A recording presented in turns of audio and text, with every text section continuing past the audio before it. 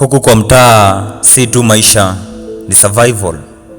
Ni kufungua macho mapema na kuomba usingeamuka juu reality ni rival. Ni kugrow bila manual, kufunga tumbo kwa maombi na kuona success kwa TV na kupiga hustle kwa jasho, si comedy. Huku life haina guarantee.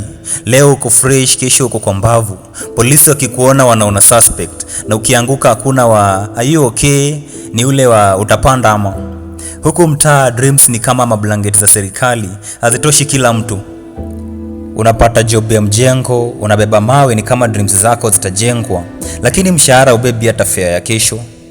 Ni kwa mtaa nilijifunza friends anaweza kuwa enemy anaweza kuwa boss, na silence ya jana itakuwa scream ya kesho.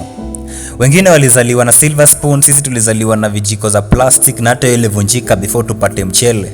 Street life ni kuona mama anauza matunda jua kali na bado anatuma shule bila harufu ya hopelessness. Ni kuona bro anauza socks kwa jam na bado anasema siku moja tutapanda ndege. Huku mtaa tulitwa chokora, tukaitwa watumizi, tukadharauliwa juu dust kwa ngozi. Hawajui hiyo dust ndio soil ya resilience.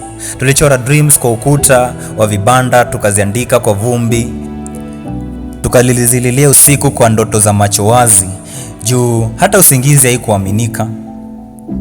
Ni huku tuliona watu wakifa na bado wako wagonjwa.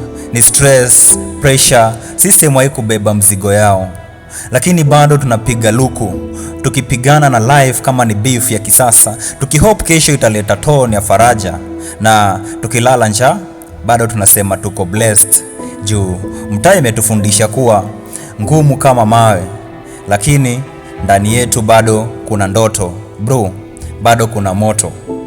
Hii ni life ya street, inauma, inatesa, lakini pia inajenga roho ya simba. Call me the King, mshairi.